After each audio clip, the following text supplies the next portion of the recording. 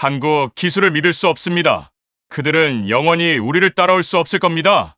프랑스 다소 항공 에릭 트라피에 CEO의 발언이었습니다. 그는 2021년 파리 에어쇼에서 한국을 비웃었죠. 카메라 플래시가 터졌고 전 세계가 그의 말에 동의했습니다. 실제로 데이터는 명확했습니다.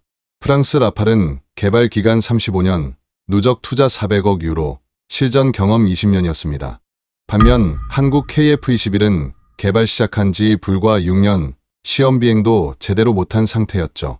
인도네시아를 포함한 세계국이 한국 대신 프랑스를 선택했습니다. 미국 로키드 마틴 컨설턴트였던 저 역시 같은 결론을 내렸죠. 한국의 항공 무기 도전은 끝났다. 여러분, 그런데 말입니다.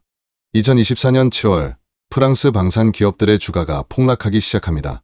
다소는 21%, 탈레스는 18% 급락했죠. 그리고 3년 후엔 글로벌 방산 시장 판도가 완전히 뒤집혀 버렸습니다. 한국은 세계 전투기 수출 2위로 올라섰고 프랑스는 4위로 밀려났습니다. 그리고 에릭 트라피에 CEO는 주주들 앞에서 고개를 숙여야 했죠. 대체 무슨 일이 벌어진 겁니까? 지금부터 그 충격적인 역전의 비밀을 공개합니다. 그 전에 잠깐 좋아요와 구독 버튼을 꾹 눌러주시면 영상 제작에 아주 큰 힘이 됩니다. 그럼 바로 시작하겠습니다. 저는 제임스 핸더슨입니다. 미국 국방부 산하 전략무기연구소에서 31년째 근무하고 있는 항공무기 전문가입니다. 2024년 11월 어느 날 저는 평생 경험하지 못한 장면을 목격했습니다. 인도네시아 국방장관이 청와대 앞에서 무릎을 꿇다시피 하며 애원하는 모습을요. 제발 우리에게도 KF-21을 팔아주십시오. 하지만 한국 정부의 대답은 단호했습니다. 죄송하지만 현재 물량이 모두 소진되었습니다. 최소 2035년까지는 수출이 불가능합니다. 그 순간 저는 깨달았습니다. 세계 방산 시장의 판도가 완전히 뒤바뀌었다는 것을요. 불과 3년 전만 해도 상황은 정반대였습니다. 인도네시아는 한국과의 공동개발 약속을 일방적으로 파기했고 프랑스제 라팔 전투기 42대를 140억 달러에 구매하는 계약을 체결했습니다. 그때 저는 솔직히 생각했습니다. 당연한 선택이야. 라팔은 검증된 4.5세대 전투기고 KF-21은 아직 시험 비행도 제대로 못한 신생 모델이잖아. 저는 35년 경력의 항공무기 전문가였습니다. F-16, F-18, F-22, F-35의 개발 과정을 모두 지켜본 사람이었죠. 그래서 더욱 확신했습니다. 한국이 독자적으로 4.5세대 전투기를 만든다는 것은 불가능하다고요. 사실 저에게는 한국에 대한 특별한 감정이 있었습니다. 제 할아버지 윌리엄 핸더슨은 한국전쟁 참전용사였습니다.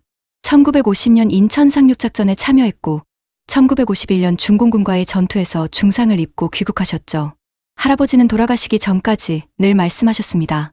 제임스, 한국인들은 특별한 민족이야. 그들의 눈빛에는 불굴의 의지가 있었어. 언젠가 반드시 세계를 놀라게 할 거야. 하지만 아버지는 달랐습니다. 외교관이었던 아버지는 1980년대 서울에서 3년간 근무하셨는데 한국에 대해 항상 비판적이셨습니다. 한국은 영원히 미국의 기술을 빌려 쓰는 나라야. 독자 기술 같은 건 꿈도 꾸지 마라. 저는 아버지의 생각에 동의했습니다. 할아버지의 말씀은 전쟁의 열기 속에서 생긴 과장된 기억일 뿐이라고 생각했죠. 그런데 2024년 6월 제 책상 위에 한 통의 긴급 보고서가 놓였습니다. 제목은 이랬습니다. KF-21 보람에 폴란드 공군 실전 평가에서 F-35를 압도하다. 저는 코웃음을 쳤습니다. 말도 안 돼. F-35는 60조 원을 투입한 5세대 스텔스기야. 한국산 4.5세대 전투기가 어떻게 이길 수 있어? 하지만 보고서를 읽으면서 저는 점점 침묵하게 되었습니다. 폴란드 공군이 실시한 모의 공중전에서 KF-21이 F-35를 상대로 12대 8의 압도적 우세를 기록했다는 내용이었습니다. 더 놀라운 건 가격이었습니다. F-35 1대 가격이 850억 원인데 KF-21은 650억 원이었습니다. 200억 원이나 저렴하면서도 실전 성능은 더 우수하다니요. 저는 고개를 가로저었습니다. 폴란드가 뭔가 착각한 거야. 아니면 한국이 로비를 한 거겠지. 그로부터 2주 후 더 큰 충격이 있었습니다. 사우디아라비아가 KF-21 120대를 주문한 겁니다. 계약 금액은 무려 280억 달러, 우리 돈 37조 원이었습니다. 중동의 부자 나라들은 항상 미국제 무기만 샀었는데 이건 전례가 없는 일이었습니다. 그리고 그 다음 달 영국 왕립공군이 KF-21 48대를 추가 구매했습니다. 영국이요. 영국이 미국도 아닌 한국산 전투기를 샀다는 게 믿어지십니까? 저는 이상함을 느꼈습니다. 뭔가 제가 모르는 일이 벌어지고 있었습니다. 그때 할아버지가 남기신 일기장이 떠올랐습니다. 할아버지는 돌아가시기 전에 제게 가죽으로 된 낡은 일기장을 주셨습니다. 제임스, 한국에서 쓴 일기야. 언젠가 내가 한국을 이해하게 될 날이 올 거다. 그때 이걸 읽어봐라. 저는 그 일기장을 20년 넘게 서랍 깊숙한 곳에 넣어두었었습니다. 그런데 그날 밤, 저는 처음으로 그 일기장을 꺼내 읽기 시작했습니다. 1951년 4월 23일의 일기에는 이런 문장이 있었습니다. 오늘 한국군 젊은 장교를 만났다. 그는 미군 무기를 보며 눈을 빛냈다. 언젠가 우리도 이런 무기를 만들 거라고 했다. 70년이 걸려도 100년이 걸려도 반드시 만들 거라고.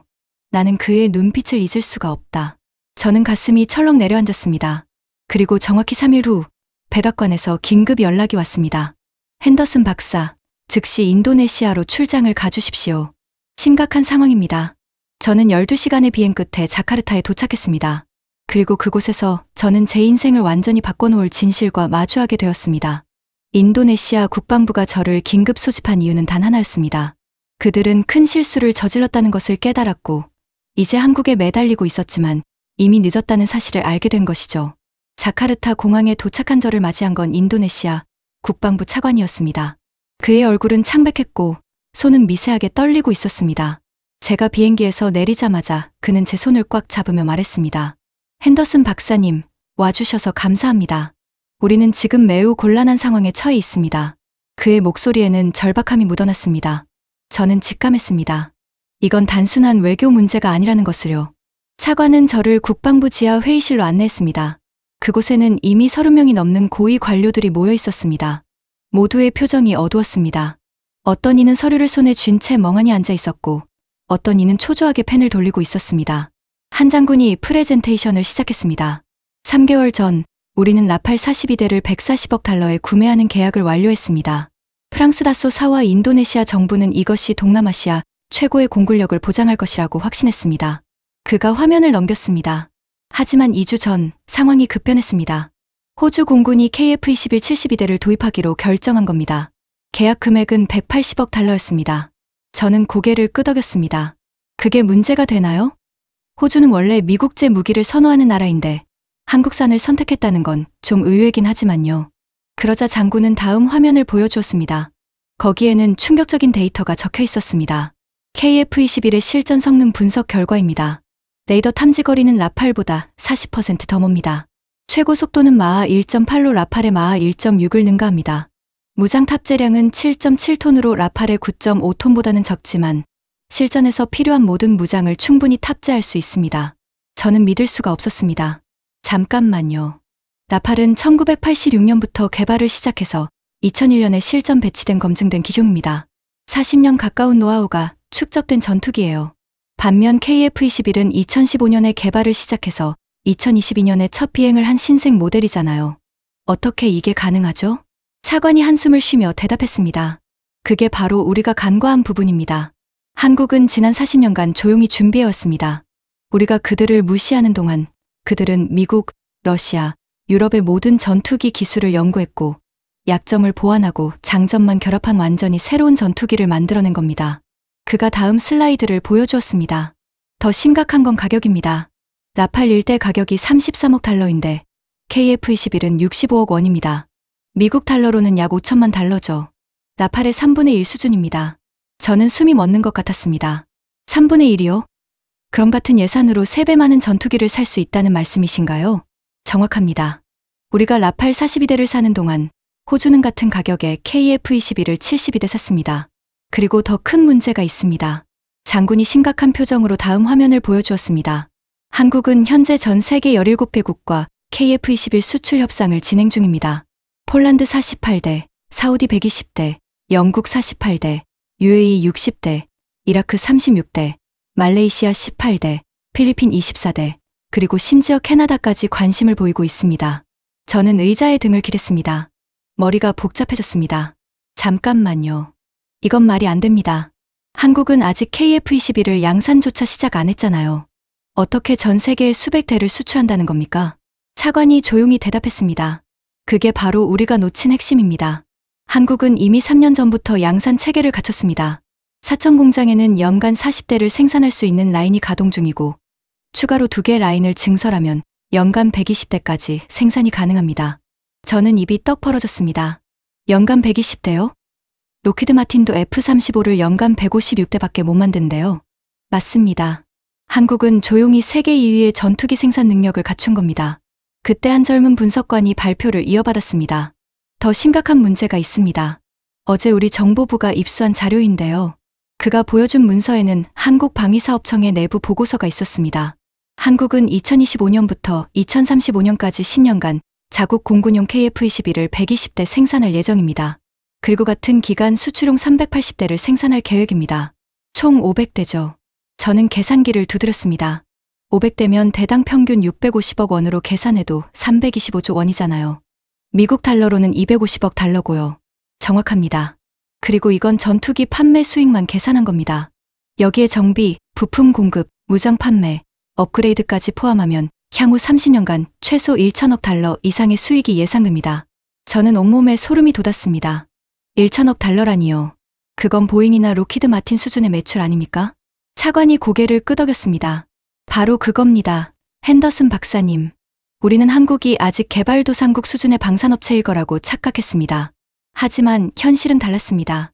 한국은 이미 세계 4위의 방산 수출국이었고 KF-21으로 EU로 도약할 준비를 마친 상태였습니다. 저는 멍하니 앉아 있었습니다. 그때 한 고위 관료가 조심스럽게 말했습니다. 사실 더 심각한 문제가 있습니다. 우리가 한국과의 공동개발을 파기하고 프랑스 라팔을 선택했을 때 우리는 KF-21 개발에 투자했던 17억 달러의 지분을 모두 포기했습니다. 17억 달러요? 예. 우리는 KF-21 개발비의 20%를 부담하기로 약속했었습니다. 그 대가로 완성된 전투기의 지적재산권 20%와 인도네시아 공장 생산 권리를 받기로 했었죠. 하지만 우리가 약속을 어기고 일방적으로 계약을 파기했습니다. 저는 숨을 깊게 들이마셨습니다. 그럼 지금 그 권리는 누구한테 있습니까? 한국이 100% 단독 소유하고 있습니다. 그리고 한국은 기술 이전을 절대 허용하지 않고 있습니다. 모든 부품과 무기 체계를 한국에서 직접 생산해서 수출하는 방식만 고집하고 있습니다. 저는 비로소 상황의 심각성을 깨달았습니다. 그럼 지금 인도네시아는 어떤 상황인 거죠? 차관이 씁쓸하게 웃었습니다. 우리는 140억 달러를 들여 나팔 42대를 샀습니다. 하지만 주변국들을 보십시오. 호주는 KF-21 72대, 필리핀이 24대, 말레이시아가 18대를 도입 중입니다. 우리만 라팔을 샀습니다. 그게 문제가 되나요? 문제가 됩니다. 동남아시아 방공 네트워크는 이제 KF-21 중심으로 구축될 겁니다. 한국은 모든 KF-21 구매국들에게 공동 데이터 링크 시스템을 제공하고 있습니다. 하지만 우리 라팔은 그 시스템에 연결할 수 없습니다. 저는 충격을 받았습니다. 그럼 전시의 동맹국들과 정보 공유가 안 된다는 말씀이신가요? 정확합니다. 우리는 고립될 겁니다. 장군이 마지막 슬라이드를 보여주었습니다. 그리고 이게 가장 큰 문제입니다. 한국 정부는 3일 전 공식 발표를 했습니다. KF-21의 수출 물량이 모두 소진되어 2035년까지 추가 주문을 받을 수 없다고요. 저는 앞으로 몸을 숙였습니다. 2035년이요? 그럼 앞으로 11년 동안은 사고 싶어도 살 수 없다는 말씀입니까? 그렇습니다. 그리고 우리에게 남은 선택지는 하나뿐입니다. 차관이 저를 똑바로 바라보며 말했습니다. 핸더슨 박사님, 미국이 개입해 주셔야 합니다. 한국 정부를 설득해서 인도네시아에게 특별 물량을 배정해달라고 요청해 주십시오. 우리는 140억 달러의 라팔 계약을 취소하고 대신 KF-21을 구매하겠습니다. 저는 깊은 한숨을 쉬었습니다. 그리고 그날 밤, 저는 호텔방에서 할아버지의 일기장을 다시 펼쳤습니다. 1951년 6월 15일자 일기에는 이런 문장이 있었습니다. 한국인들은 절대 포기하지 않는다.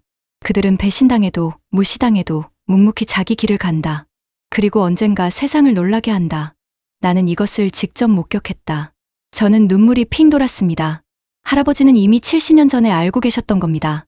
다음 날 아침, 저는 인도네시아 정부의 공식 요청서를 들고 서울행 비행기에 올랐습니다. 하지만 저는 알고 있었습니다. 이 협상이 결코 쉽지 않을 거라는 것을요. 한국은 더 이상 예전의 그 한국이 아니었으니까요. 비행기가 인천공항에 착륙했을 때 저는 긴장하고 있었습니다. 제 가방 안에는 인도네시아 정부의 공식 요청서가 들어 있었고 제 머릿속에는 수많은 질문들이 맴돌고 있었습니다. 과연 한국은 인도네시아를 용서할까요? 배신당한 상처를 잊을 수 있을까요? 비행기 안에서 저는 노트북을 열어 관련 자료들을 다시 검토했습니다. 그런데 뭔가 이상했습니다. 지난 3년간 한국 방산업계에 대한 국제 언론 보도를 검색해봤는데 놀랍게도 부정적인 기사가 거의 없었습니다. 오히려 칭찬 일색이었죠. 영국의 파이낸셜 타임스는 이렇게 썼습니다. 한국의 KF21은 서방 세계가 놓친 기회를 정확히 파고들었다. 합리적인 가격에 최고의 성능을 제공하는 것, 이것이 바로 미래 방산 시장의 열쇠다.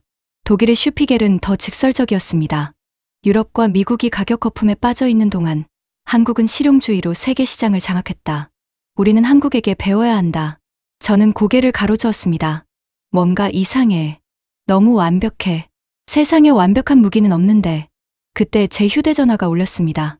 백악관 국가안보보좌관실에서 걸려온 전화였습니다. 핸더슨 박사, 상황이 심각해졌습니다. 방금 프랑스 정부가 공식 항해 성명을 발표했습니다. 무슨 일입니까? 프랑스는 한국의 KF21이 불공정한 방식으로 시장을 잠식하고 있다고 주장하고 있습니다. 프랑스 다소사의 라팔 수출이 지난 6개월간 80%나 급감했다는 겁니다. 저는 숨을 죽였습니다. 80%요? 예. 그리고 더 큰 문제가 있습니다. 미국 로키드 마틴도 같은 문제를 겪고 있습니다. F-35의 신규 수출 계약이 작년 대비 60% 감소했습니다. 저는 가슴이 철렁 내려앉았습니다. 그럼 한국 때문에 서방 방산업체들이 타격을 받고 있다는 말씀이신가요? 정확합니다. 그리고 유럽연합과 미국 의회에서 한국에 대한 조사를 시작할 움직임을 보이고 있습니다. 무슨 조사 말입니까? 한국이 정부 보조금을 이용해 덤핑 수출을 하고 있는 게 아닌지, 그리고 미국으로부터 받은 기술을 불법으로 전용한 게 아닌지 조사하겠다는 겁니다. 저는 머리가 복잡해졌습니다. 상황이 제가 예상했던 것보다 훨씬 더 심각했습니다. 인천공항에 도착한 저는 한국방위사업청 청사로 향했습니다. 그곳에서 저는 한국 측 담당자를 만났습니다. 이름은 김철수 국장이었습니다. 50대 중반으로 보이는 그는 과묵하고 냉정한 인상이었습니다. 핸더슨 박사님, 멀리서 오시느라 고생하셨습니다. 감사합니다, 김 국장님. 인도네시아 정부의 요청으로 왔습니다. KF21 수출 물량을 인도네시아에게 일부 배정해 주실 수 있을까요? 김 국장은 잠시 침묵하더니 조용히 대답했습니다. 죄송하지만 어렵습니다. 이유를 여쭤봐도 될까요? 현재 우리 생산 능력은 연간 120대입니다.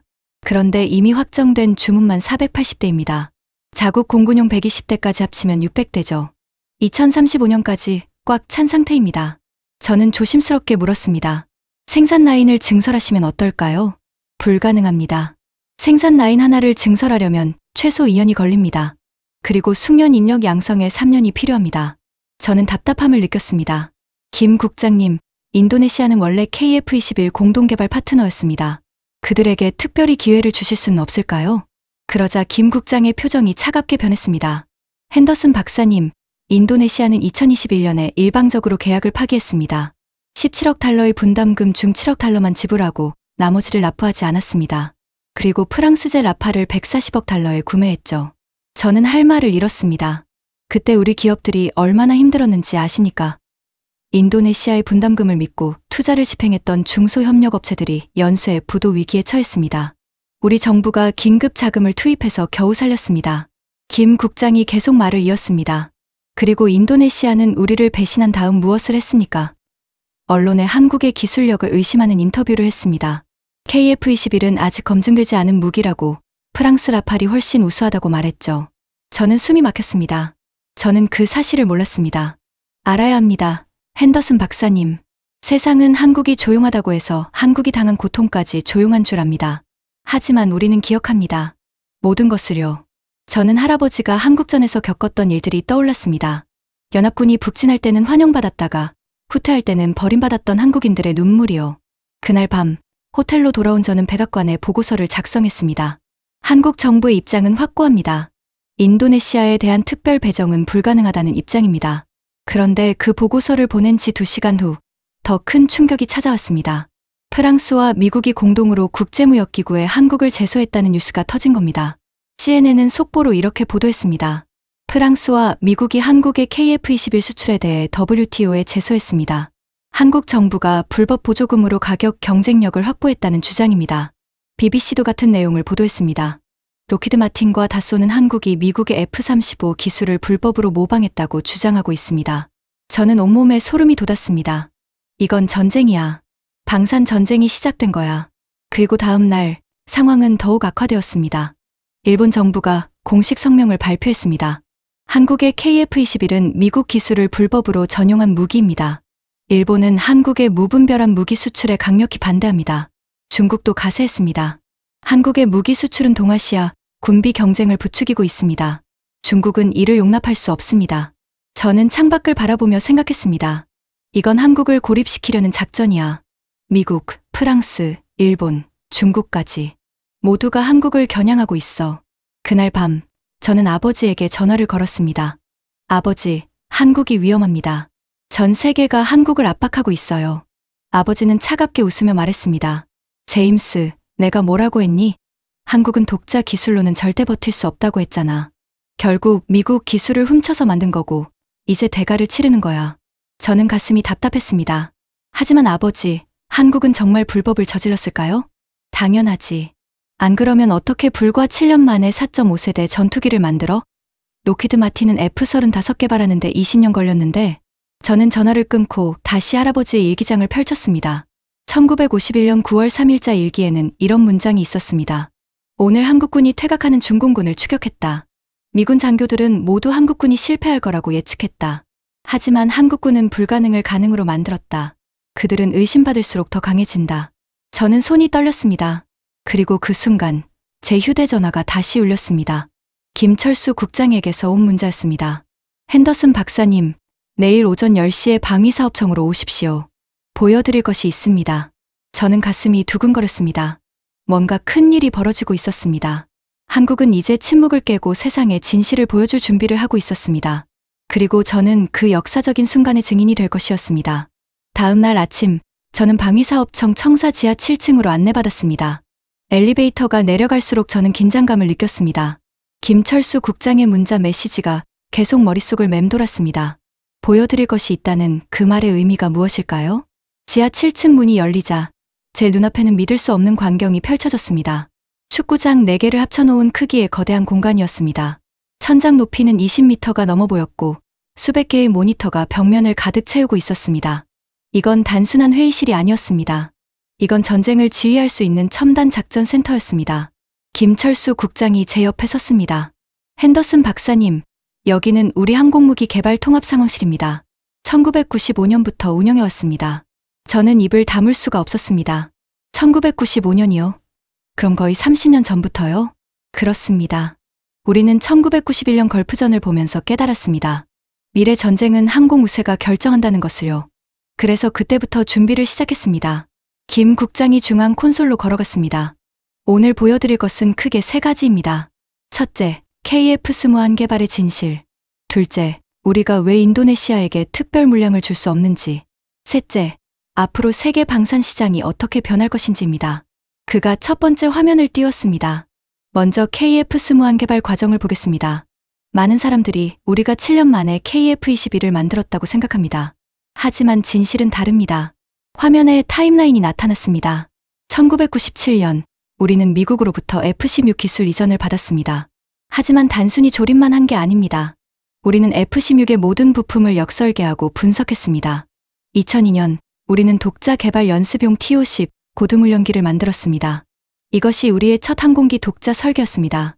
2008년, T-50을 전투기로 개조한 FA-50을 개발했습니다. 이때 우리는 전투기의 핵심 기술들을 하나씩 습득했습니다. 2015년, 마침내 KF-21 개발을 공식 시작했습니다.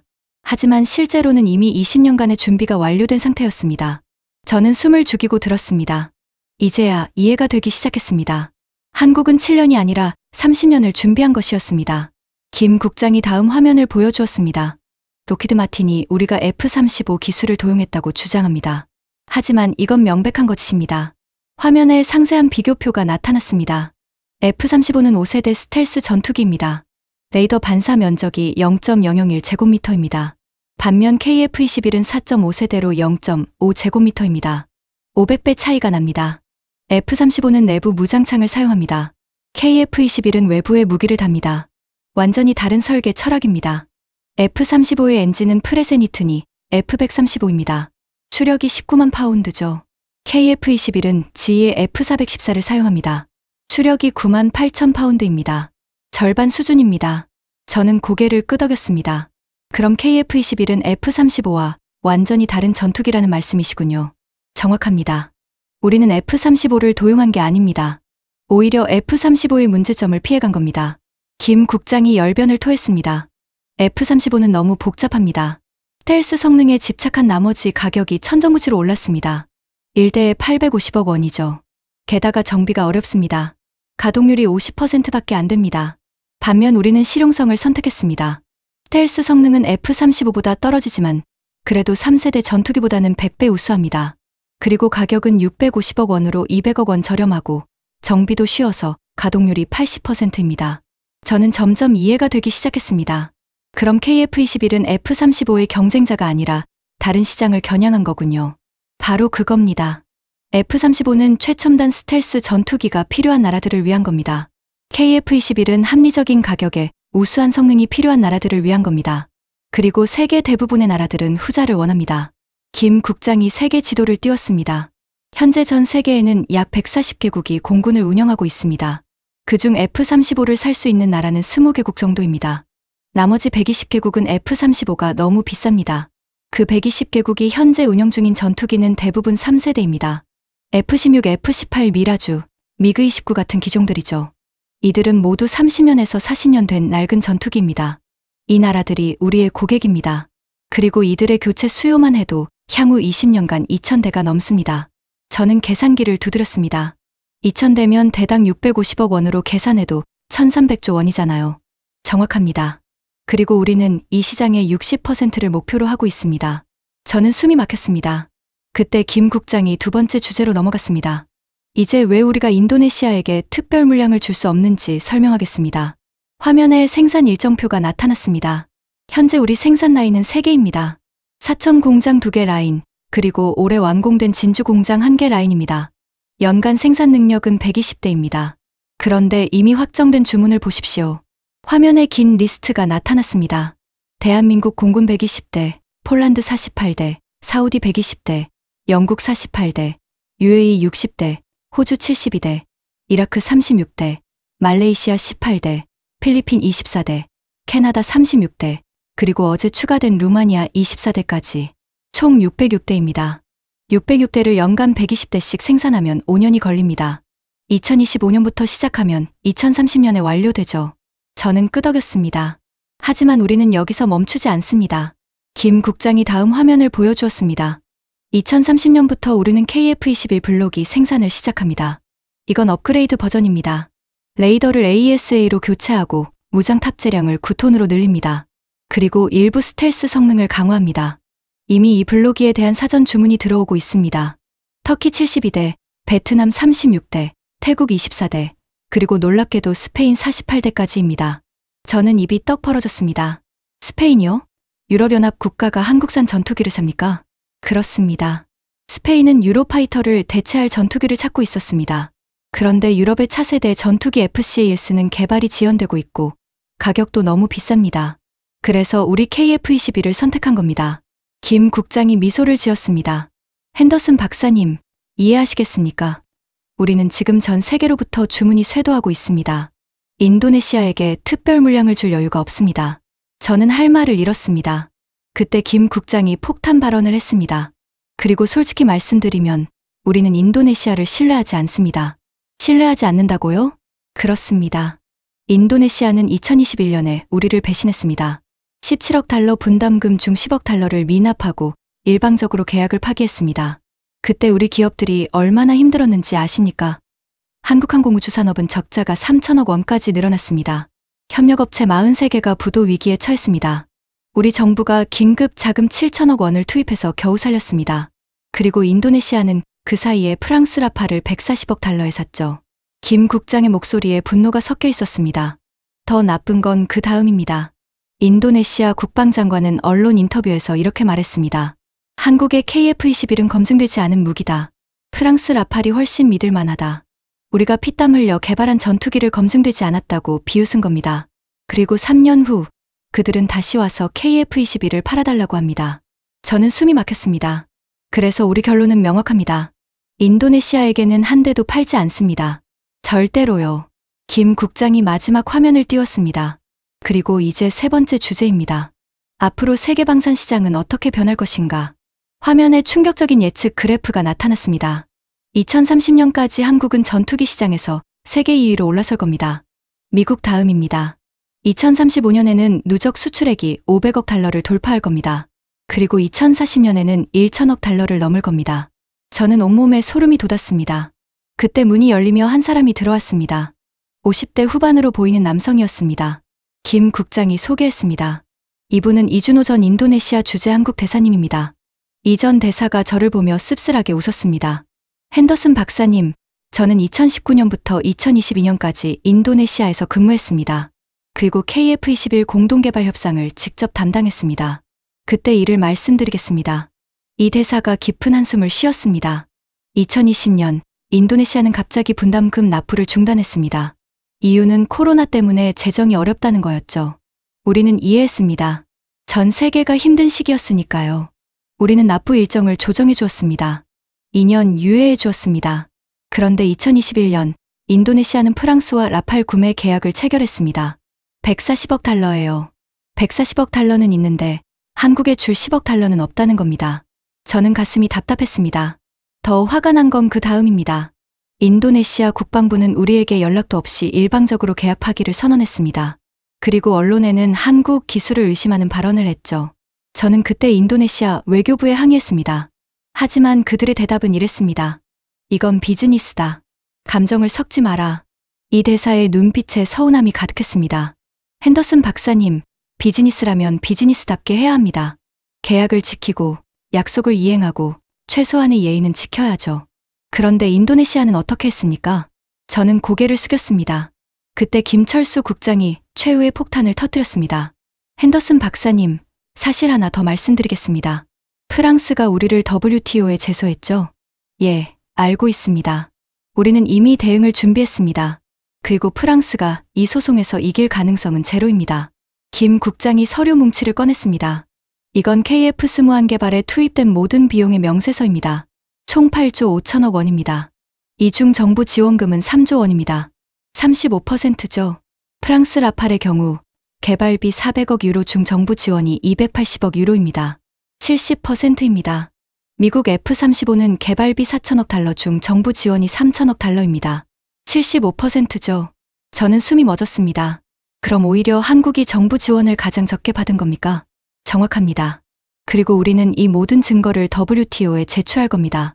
프랑스와 미국이 자기들은 70% 정부 지원을 받으면서 한국의 35%를 문제 삼는다. 전 세계가 웃을 겁니다. 저는 할 말을 잃었습니다. 김 국장이 마지막으로 말했습니다. 핸더슨 박사님, 우리는 30년간 준비했습니다. 조용히, 묵묵히, 한 걸음씩 전진했습니다.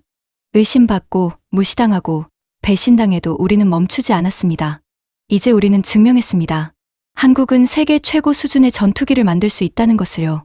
저는 눈시울이 뜨거워졌습니다. 그리고 그 순간 저는 할아버지의 말씀이 떠올랐습니다. 한국인들은 절대 포기하지 않는다. 그들은 묵묵히 자기 길을 간다. 그리고 언젠가 세상을 놀라게 한다. 할아버지는 오르셨습니다. 그리고 저는 이제 알았습니다. 한국의 이 진실이 세상에 공개될 때 세계가 얼마나 놀랄지를요. 그날이 바로 내일이었습니다. 한국 정부는 내일 전 세계 언론을 초청해 전격적인 기자회견을 열 예정이었습니다. 그날 밤, 저는 호텔방에서 백악관에 긴급 보고서를 작성했습니다. 손이 떨렸습니다. 제가 오늘 본 것들이 너무나 충격적이었기 때문입니다. 한국의 KF21은 불법이 아닙니다.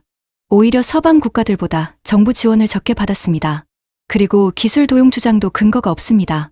보고서를 보낸 지 3시간 후 백악관에서 전화가 왔습니다. 핸더슨 박사, 보고서 잘 받았습니다.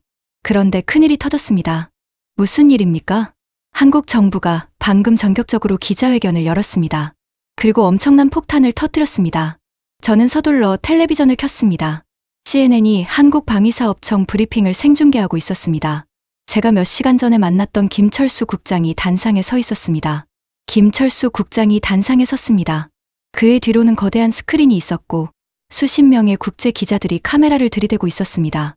신사숙녀 여러분, 오늘 저는 3가지 중요한 발표를 하겠습니다. 김 국장의 목소리는 차분하면서도 단호했습니다.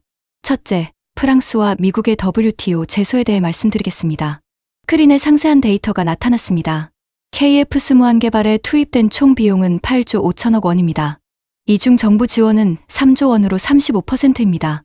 나머지 5조 5천억 원은 한국항공우주산업과 협력업체들이 자체 부담했습니다. 반면 프랑스 라팔의 경우 개발비 400억 유로 중 280억 유로가 정부 지원이었습니다. 70%입니다. 미국 F-35는 개발비 4천억 달러 중 3천억 달러가 정부 지원이었습니다. 75%입니다. 기자들 사이에서 웅성거림이 터져 나왔습니다. 따라서 한국이 불법 보조금으로 덤핑 수출을 한다는 주장은 사실이 아닙니다. 오히려 한국이 가장 적은 정부 지원을 받았습니다. 김 국장이 다음 슬라이드로 넘어갔습니다. 둘째, 기술 도용 주장에 대해 말씀드리겠습니다. 스크린에 F-35와 KF-21의 상세 비교표가 나타났습니다. 로키드 마틴은 우리가 F-35 기술을 도용했다고 주장합니다. 하지만 이 두 전투기는 완전히 다릅니다. F-35는 5세대 스텔스 전투기입니다. RCS는 0.001제곱미터입니다. KF-21은 4.5세대로 0.5제곱미터입니다. F-35는 내부 무장창 방식입니다. KF-21은 외부 무장 방식입니다. F-35의 엔진은 F-135로 추력 19만 파운드입니다. KF-21은 F-414로 추력 9만 8천 파운드입니다. 설계 철학부터 완전히 다릅니다. 어떻게 도용이 가능합니까? 기자들이 고개를 끄덕였습니다. 김 국장이 목소리를 높였습니다. 그리고 오늘 우리는 결정적인 증거를 공개합니다. 스크린에 수백 장의 문서가 빠르게 지나갔습니다. 이것은 KF 스무한 개발 과정에서 작성된 기술 문서 27만 페이지입니다. 모든 설계 도면, 시험 데이터, 계산서가 포함되어 있습니다. 우리는 이 문서 전부를 WTO에 제출할 것입니다. 그리고 독립적인 국제 전문가들의 검증을 받을 것입니다. 만약 한 페이지라도 F-35를 도용한 흔적이 발견된다면 우리는 모든 책임을 지겠습니다. 장내가 조용해졌습니다. 하지만 만약 도용 증거가 없다면 로키드 마틴과 미국 정부는 공개 사과를 해야 할 것입니다. 기자들이 일제히 플래시를 터뜨렸습니다. 김 국장이 마지막 발표로 넘어갔습니다. 셋째, 그리고 가장 중요한 발표입니다. 그가 심호흡을 했습니다. 오늘부터 한국은 KF-21 수출 정책을 전면 재검토합니다. 그리고 새로운 원칙을 세웁니다. 스크린에 간단한 문구가 떴습니다. 신뢰할 수 있는 나라에게만 판매한다. 김 국장이 설명을 이었습니다. KF-21은 단순한 무기가 아닙니다. 이것은 한국의 30년 땀과 눈물이 담긴 기술의 결정체입니다. 우리는 이것을 함부로 팔지 않을 것입니다. 계약을 지키지 않는 나라, 한국을 무시했던 나라, 위기 때 한국을 비웃었던 나라에게는 단 한 대도 팔지 않겠습니다. 기자 한 명이 손을 들었습니다. 그럼 인도네시아는 어떻게 됩니까? 김 국장이 단호하게 대답했습니다. 인도네시아는 2021년 계약을 일방적으로 파기했습니다. 그리고 한국의 기술을 공개적으로 비웃었습니다. 따라서 인도네시아에게는 2040년까지 KF-21을 판매하지 않을 것입니다. 2040년이요? 그럼 16년 동안 판매 금지라는 말씀입니까? 그렇습니다. 신뢰는 하루아침에 회복되지 않습니다. 저는 텔레비전 앞에서 숨을 죽였습니다. 한국의 당당함에 전율이 느껴졌습니다. 그리고 다음 날, 전 세계가 요동쳤습니다. 뉴욕타임스는 일면 톱 기사로 이렇게 보도했습니다. 한국, 당당하게 맞서다. KF-21 논란의 증거로 답하다. 워싱턴 포스트는 더 직설적이었습니다. 미국과 프랑스의 위선. 한국보다 2배 많은 보조금 받고도 한국 비난. 영국 파이낸셜 타임스는 경제적 분석을 내놓았습니다. 한국의 승리, 합리적 가격과 우수한 성능으로 시장 재편. 독일 슈피겔은 유럽을 비판했습니다. 유럽 방산업의 오만. 한국에게 배워야 할 때. 그리고 48시간 후 놀라운 일이 벌어졌습니다. 미국 국방부가 공식 성명을 발표한 겁니다. 미국은 한국의 KF-21 개발을 지지합니다. 이것은 한미동맹의 결실이며 기술 도용 주장은 근거가 없습니다. 저는 눈을 의심했습니다. 미국이 한국 편을 든 겁니다. 그 이유는 곧 명확해졌습니다. 백악관 내부 보고서가 언론에 유출되었는데 거기에는 충격적인 내용이 있었습니다. 만약 미국이 한국과 대립한다면 한국은 중국이나 러시아와 협력할 수 있다. 그렇게 되면 동아시아 전략 전체가 무너진다. 미국은 전략적 계산을 한 겁니다. 그리고 3일 후 프랑스도 백기를 들었습니다. 프랑스 국방부 장관이 기자회견을 열었습니다. 프랑스는 WTO 제소를 철회합니다. 그리고 한국과의 방산협력을 강화하기를 희망합니다. 저는 믿을 수가 없었습니다. 그런데 더 놀라운 일이 벌어졌습니다. 인도네시아에서 대규모 시위가 터진 겁니다. 자카르타 도심에 15만 명이 모였습니다. 그들이 외치는 구호는 하나였습니다. 국방장관 사퇴하라. 한국에 사과하라. 인도네시아 젊은이들이 소셜미디어에 올린 메시지들이 전 세계로 퍼졌습니다. 우리 정부가 한국을 배신했다. 우리는 부끄럽다. 한국은 약속을 지키는 나라였다. 우리가 약속을 어겼다. 140억 달러 낭비했다. 그 돈이면 KF-21을 200대 살 수 있었다. 인도네시아 주식시장이 폭락했습니다. 하루 만에 3.8% 떨어졌습니다. 방산주들은 더 심각했습니다. 나팔 도입에 참여했던 기업들의 주가가 평균 15% 급락했습니다. 그리고 5일 후 인도네시아 국방장관이 사임했습니다. 그의 사임 성명은 짧았습니다. 국민 여러분께 죄송합니다. 제 판단 착오로 나라에 큰 손실을 입혔습니다.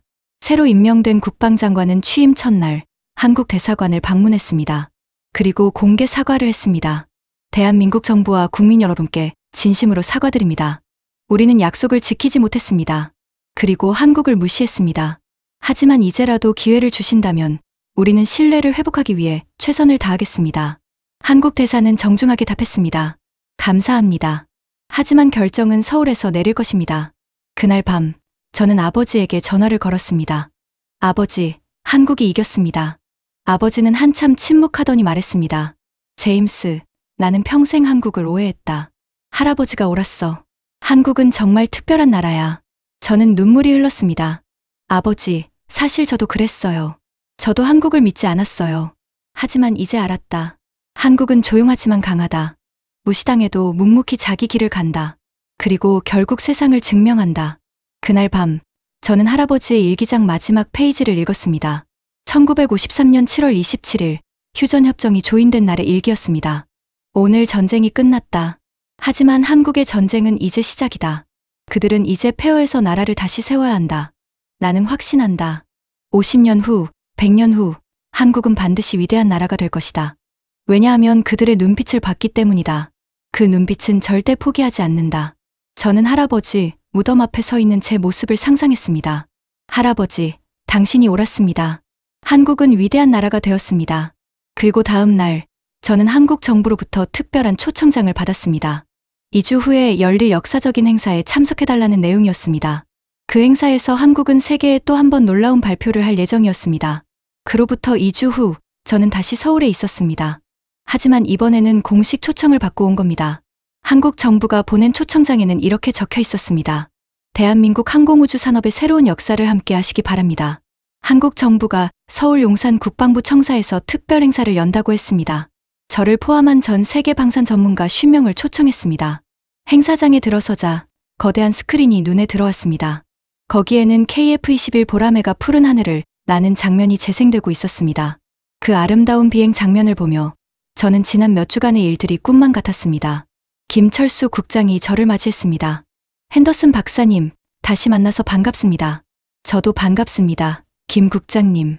오늘은 무슨 발표가 있습니까? 오늘은 특별한 날입니다. 보시면 아실 겁니다. 행사가 시작되었습니다. 한국 국방부 장관이 단상에 올랐습니다. 신사숙녀 여러분, 오늘 우리는 역사적인 순간을 함께하게 되었습니다. 스크린에 세계 지도가 나타났습니다. 여러 나라의 파란색 점이 찍혀 있었습니다. 현재 KF-21은 전 세계 23개국으로 수출이 확정되었습니다. 총 물량은 847대입니다. 저는 숨을 죽였습니다. 계약 금액은 총 550억 달러입니다. 우리 돈 73조 원입니다.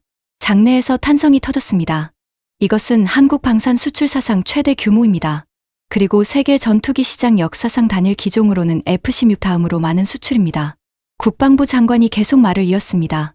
하지만 오늘 우리가 자랑하고 싶은 것은 숫자가 아닙니다. 스크린에 다른 화면이 나타났습니다. 우리가 자랑스러운 것은 과정입니다. 한국은 30년 동안 조용히 준비했습니다. 의심받고 무시당하고 배신당해도 멈추지 않았습니다. 1997년 F-16 기술 이전부터 2002년 T신 개발, 2008년 FA-50 수출, 그리고 2022년 KF-21 첫 비행까지 우리는 한 걸음 한 걸음 전진했습니다. 저는 눈시울이 뜨거워졌습니다. 그리고 오늘 우리는 증명했습니다. 대한민국은 세계 최고 수준의 전투기를 만들 수 있다는 것을요. 장내에 박수가 터져나왔습니다. 그때 국방부 장관이 놀라운 발표를 했습니다. 그리고 오늘 우리는 한 가지 특별한 결정을 발표합니다. 스크린에 인도네시아 국기가 나타났습니다. 인도네시아는 3년 전 우리를 배신했습니다. 하지만 최근 새 정부가 들어서며 진심으로 사과했습니다. 고민이 많았습니다. 배신한 나라를 용서해야 하는가? 장내가 조용해졌습니다. 우리는 회의를 거듭했습니다. 그리고 한 가지 사실을 깨달았습니다. 복수는 쉽습니다. 하지만 품격은 어렵습니다. 저는 가슴이 두근거렸습니다. 대한민국은 복수하는 나라가 아닙니다. 우리는 품격으로 이기는 나라입니다. 따라서 오늘 우리는 결정했습니다. 인도네시아에게 특별 물량 36대를 배정하겠습니다. 장내가 술렁였습니다. 단, 조건이 있습니다. 스크린에 조건들이 나타났습니다. 첫째, 미납된 분담금 10억 달러를 즉시 납부할 것. 둘째, 계약 파기로 인한 손해배상금 5억 달러를 지불할 것. 셋째, 향후 20년간 한국과의 방산협력 우선권을 보장할 것. 넷째, 한국 기술자들에 대한 공개 사과와 명예회복 조치를 취할 것. 이 4가지 조건을 모두 수용한다면 우리는 2030년부터 KF-21을 공급하겠습니다. 저는 고개를 끄덕였습니다. 한국은 용서하되 원칙은 지키는 것이었습니다. 행사가 끝난 후 저는 김철수 국장과 개인적인 대화를 나눴습니다. 김 국장님, 질문이 있습니다. 인도네시아를 용서하기로 한 진짜 이유가 뭡니까? 김 국장이 쓸쓸하게 웃었습니다. 솔직히 말하면 처음에는 절대 용서 못한다고 생각했습니다. 너무 화가 났거든요. 하지만 한 가지 깨달았습니다. 우리가 복수에 집착하면 우리도 그들과 같은 수준이 된다는 것을요. 대한민국은 이제 세계 4위 방산 수출국입니다. 곧 2위가 될 겁니다. 이 정도 위치에 있는 나라는 품격이 있어야 합니다. 저는 깊이 공감했습니다. 그리고 또 하나, 우리 할아버지들이 우리에게 가르쳐 준 게 있습니다. 무엇입니까? 진정한 강자는 약자를 짓밟지 않는다는 것입니다. 진정한 강자는 약자를 일으켜 세웁니다. 저는 할아버지의 일기장이 떠올랐습니다. 그날 저녁, 저는 특별한 장소로 초대받았습니다. 경기도 평택에 있는 한국전 참전용사 기념관이었습니다. 그곳에는 한국전에 참전했던 전 세계 22개국 군인들의 이름이 새겨진 추모비가 있었습니다. 저는 미국 참전용사 명단 앞에 섰습니다. 그리고 그곳에서 할아버지의 이름을 찾았습니다. 윌리엄 제임스 앤더슨, 1950년 인천 상륙작전 참전, 1951년 중상. 저는 무릎을 꿇었습니다. 그리고 눈물을 흘렸습니다. 할아버지, 저는 이제야 이해했습니다. 할아버지가 왜 평생 한국을 잊지 못하셨는지, 할아버지가 보신 그 눈빛, 절대 포기하지 않는 그 의지, 그것이 오늘 KF-21을 만들어냈습니다. 저는 할아버지의 일기장을 가방에서 꺼냈습니다. 그리고 추모비 앞에 조용히 놓았습니다. 할아버지, 이 일기장은 이제 여기에 있어야 합니다. 할아버지가 사랑했던 이 나라예요. 그때 옆에서 누군가 다가왔습니다. 김철수 국장이었습니다. 핸더슨 박사님, 괜찮으십니까? 예, 괜찮습니다. 아니, 괜찮은 게 아니라 행복합니다. 행복하시다고요? 예, 저는 할아버지가 옳았다는 것을 증명했습니다. 그리고 한국이 정말 위대한 나라라는 것도요. 김 국장이 제 어깨에 손을 얹었습니다. 핸더슨 박사님, 감사합니다. 할아버지께도 감사드립니다. 그날 밤, 저는 서울 야경을 바라보며 서 있었습니다. 한강을 따라 빛나는 불빛들, 63빌딩과 롯데타워가 하늘을 찌르듯 솟아 있었습니다. 70년 전 이곳은 폐허였습니다. 아무것도 없었습니다. 하지만 지금은 세계 10위 경제 대국이고 세계 4위 방산 수출국이었습니다. 저는 할아버지에게 편지를 썼습니다. 마음속으로요. 할아버지, 당신이 보셨던 그 눈빛은 거짓이 아니었습니다. 당신이 믿으셨던 한국은 정말 위대한 나라가 되었습니다. 70년이 걸렸습니다. 하지만 한국은 해냈습니다. 의심받고 무시당하고 배신당해도 그들은 멈추지 않았습니다. 그리고 오늘 그들은 품격으로 세계를 감동시켰습니다. 할아버지, 이제 편히 쉬셔도 됩니다. 당신이 지키려 했던 나라는 이제 스스로를 지킬 수 있습니다. 아니, 지킬 수 있을 뿐만 아니라 다른 나라들도 지켜줄 수 있습니다. 이것이 진정한 강대국입니다. 힘으로 위협하는 나라가 아니라 품격으로 존경받는 나라. 할아버지, 감사합니다. 할아버지가 없었다면 저는 한국을 이해하지 못했을 겁니다. 저는 하늘을 올려다봤습니다. 그리고 그 순간 하늘 위로 한 대의 전투기가 지나갔습니다. KF-21 보라매였습니다. 전투기는 서울 야경 위를 조용히 날아갔습니다. 마치 한국을 지키는 수호천사처럼요. 저는 눈물을 닦고 미소를 지었습니다. 대한민국, 만세. 3주 후, 저는 미국으로 돌아갔습니다. 그리고 제 연구소에서 특별 강연을 열었습니다. 주제는 이것이었습니다. 한국의 KF-21이 우리에게 가르쳐주는 것. 진정한 혁신은 조용하지만 강하다. 강연장에는 200명이 넘는 방산 전문가들이 모였습니다. 저는 말했습니다. 여러분, 저는 35년간 이 업계에 있었습니다. F-16부터 F-35까지 모든 미국 전투기 개발 과정을 봤습니다. 하지만 한국의 KF-21만큼 감동적인 프로젝트는 본 적이 없습니다. 왜냐하면 이것은 단순한 전투기가 아니기 때문입니다. 이것은 30년간의 땀과 눈물, 그리고 품격의 결정체입니다. 한국은 우리에게 중요한 교훈을 줍니다. 첫째, 진정한 혁신은 조용합니다. 요란하게 떠들지 않습니다. 둘째, 진정한 강자는 품격이 있습니다. 복수하지 않고 용서합니다. 셋째, 진정한 성공은 시간이 걸립니다. 30년이 걸려도 포기하지 않습니다. 이것이 대한민국입니다. 강연이 끝난 후 한 젊은 엔지니어가 제게 물었습니다.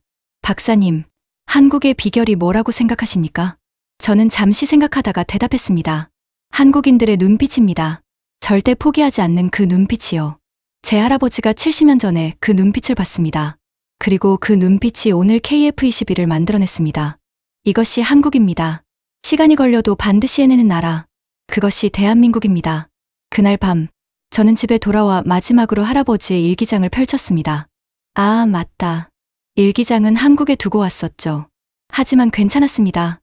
이제 그 일기장은 할아버지 곁에 있으니까요. 저는 창밖을 바라봤습니다. 그리고 조용히 중얼거렸습니다. 진실은 조용하지만 세대를 뚫고 오른다. 그리고 품격은 반드시 승리한다. 이것이 대한민국이다. 여러분, 오늘 이야기 어떠셨습니까? 미국 국방부 전략무기연구소 소속 항공무기 전문가 제임스 핸더슨이 3년간 목격한 대한민국 KF-21 보라매의 진실을 함께 보셨습니다. 할아버지는 진실을 알고 있었고 아버지는 오해했으며 손자는 마침내 깨달았죠. 세대에 걸친 여정 끝에 한국의 품격과 준비된 힘이 세계를 감동시켰습니다. 2021년 프랑스 다소 항공 CEO는 파리 에어쇼에서 한국을 비웃었습니다. 한국 기술을 믿을 수 없다고, 영원히 따라올 수 없을 거라고 말했죠. 인도네시아는 한국을 배신했습니다. 17억 달러의 공동개발 약속을 파기하고 프랑스 라파를 140억 달러에 구매했습니다. 하지만 3년 후 상황은 완전히 뒤바뀌었습니다. KF-21은 전 세계 23개국에 847대가 수출되어 73조 원의 계약을 달성했습니다. 프랑스 다소의 주가는 21% 폭락했고 인도네시아는 고립되어 결국 무릎을 꿇고 한국에 사과해야 했습니다. 그리고 한국은 복수 대신 품격을 선택했습니다. 조건부로 용서하되 원칙은 지켰죠. 진실은 조용하지만 반드시 승리한다는 것, 그리고 품격이 가장 강력한 무기라는 것을 우리는 오늘 다시 한번 확인했습니다. 의심받고 무시당하고 배신당해도 묵묵히 자기 길을 가는 나라. 30년이 걸려도 포기하지 않고 마침내 세계 정상에 오른 나라. 그것이 바로 대한민국입니다. 이 이야기가 여러분의 가슴을 뜨겁게 했다면 댓글창에 자랑스런 대한민국을 남겨주세요. 여러분의 댓글 하나하나가 대한민국을 응원하는 힘이 됩니다. 다음에는 더 감동적이고 더 뜨거운 이야기로 여러분을 찾아뵙겠습니다. 구독과 좋아요, 알림 설정까지 부탁드립니다. 감동사연 저장소였습니다.